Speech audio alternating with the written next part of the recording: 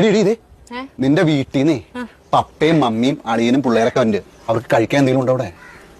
ചേട്ടായുടെ വീട്ടിൽ നിന്ന് ആരെങ്കിലും വന്നു കഴിഞ്ഞാൽ അത് ഉണ്ടാക്കുക ഇത് ഉണ്ടാക്കുന്ന പറഞ്ഞാൽ എനിക്ക് പണി തരും. ഇന്ന് ചേട്ടായിക്ക് നല്ലൊരു പണി കൊടുത്തിട്ട കാര്യമുള്ളൂ. അതെ, നമുക്ക് കുറച്ച് മട്ടൻ ബിരിയാണി മേടിച്ചാലോ?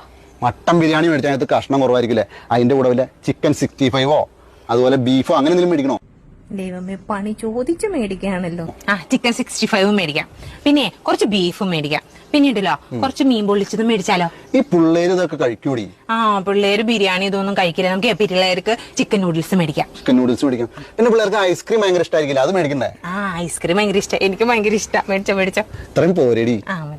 അളിയാ കേട്ടില്ലേ? ഈ പറഞ്ഞതൊക്കെ വരുമ്പോ മേടിച്ചോണ്ട് വരാട്ടോ. ഏതളിയൻ? നിന്റെ ആങ്ങള, അതായത് എന്റെ അളിയൻ. അവൻ വീട്ടിൽ നിന്ന് ഇറങ്ങാൻ നേരത്ത് പറഞ്ഞു, അളിയൻ കടയിലൊന്നും പോയി ബുദ്ധിമുട്ടണ്ട, എന്നാ വേണ്ടെന്ന് വെച്ചാൽ ഞാൻ മേടിച്ചോണ്ട് വരാന്ന് പറഞ്ഞു. ഞാൻ ആയിക്കോട്ടെ എന്നും പറഞ്ഞു.